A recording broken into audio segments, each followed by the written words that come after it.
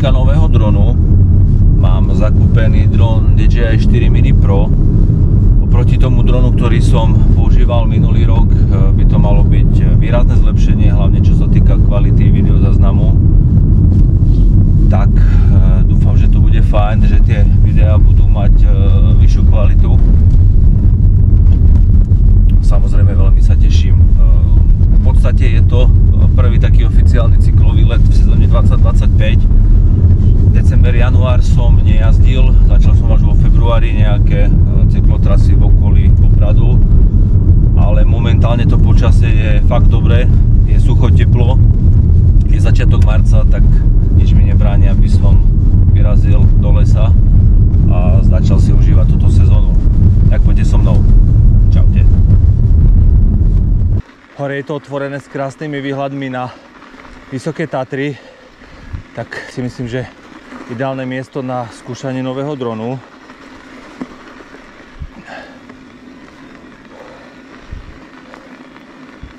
V týchto oblastiach, kde je ešte tieň, je to stále ešte zamrznuté, ale na slnečku je už veľmi fajn. Pomaly stúpam hore. Krajina sa prebudza zo zimného spánku, aj keď tá zima bola nejaká divná. Ak si dobre pamätám, iba raz nasnežilo v decembri a potom január, február. Absolútne nič. Teraz máme začiatok marca a môžete vidieť, že ten sneh tu chýba. V týchto oblastiach pod Kráľov Holou nie je moc takýto zvyk.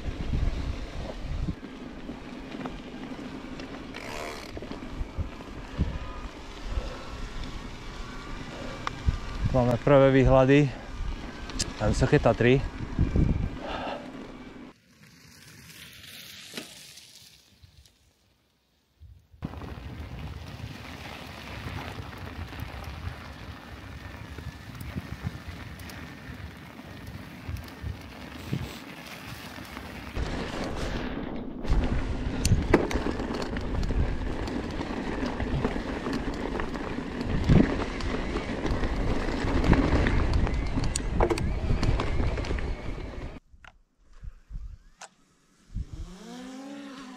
Home point updated.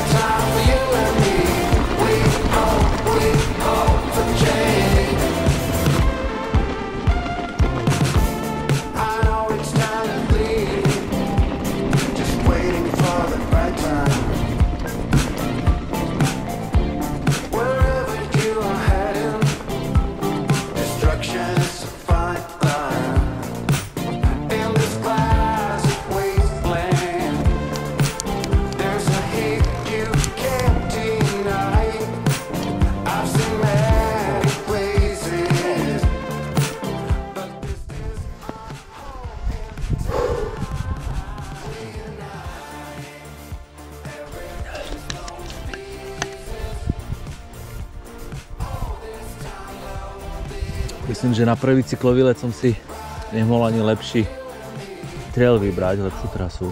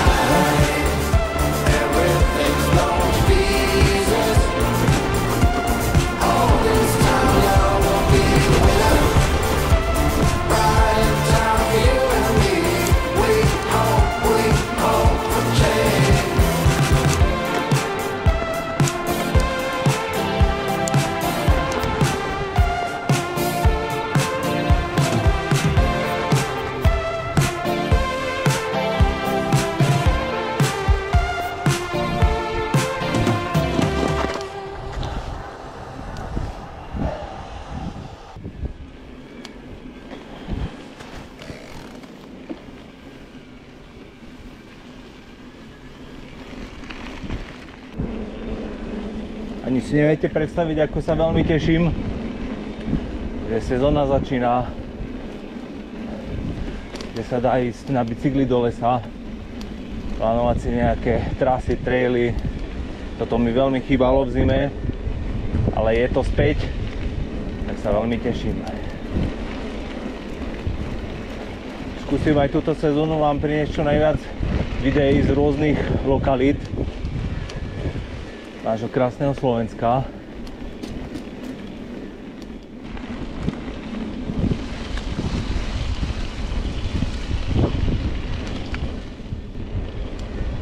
Tu sa nám ukazuje krásne Kráľová Hola.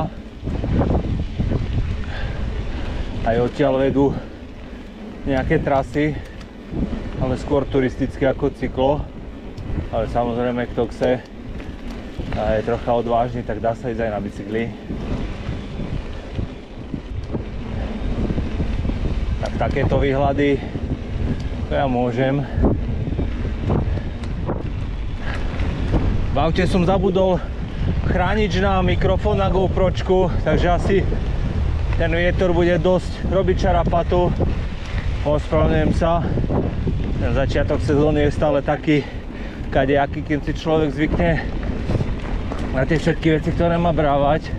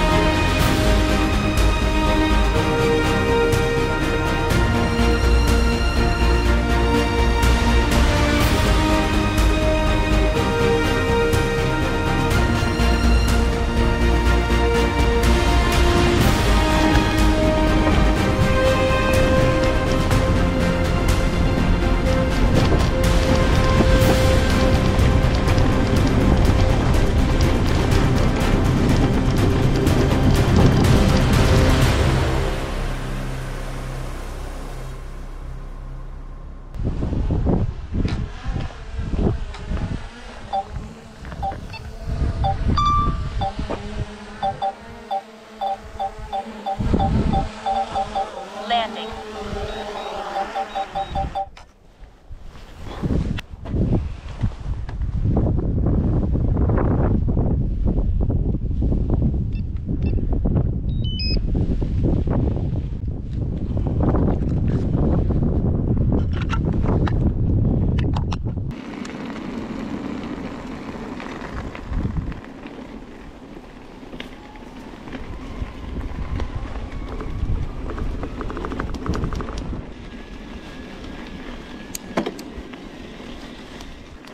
Tu je stále mokro z blata. A ešte vidím, že stále sneh a ľad.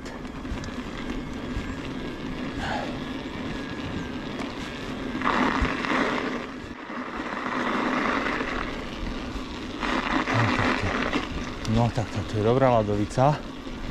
To je. Dobre.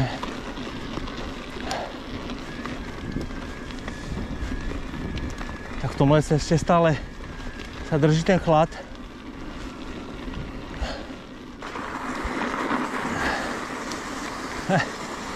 No. Tak, tu ešte je stále sneh.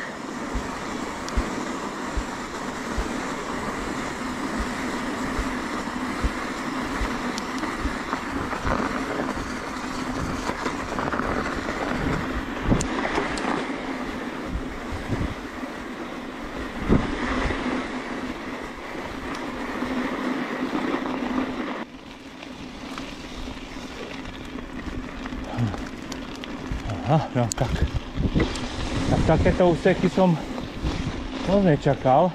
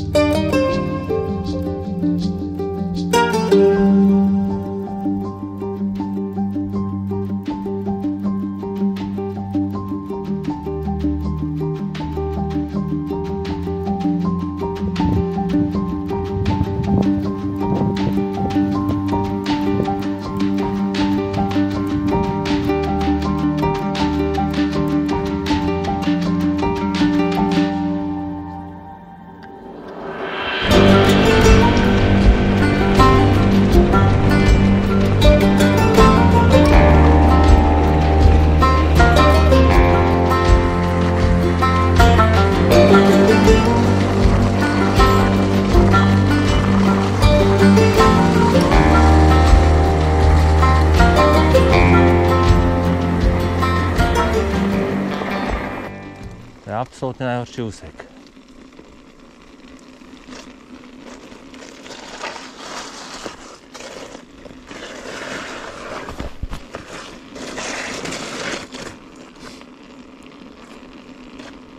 Áno.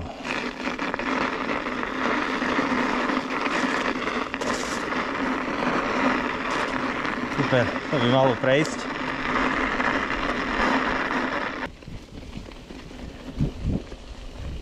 Takže kto nepozná Liptovskú Tepličku, určite odporúčam na jazdenie.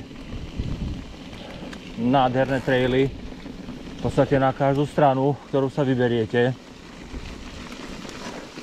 Extrémne málo ľudí, nie sú to nejaké veľké prevýšenia, ale samozrejme dajú sa nájsť aj ťažšie trasy.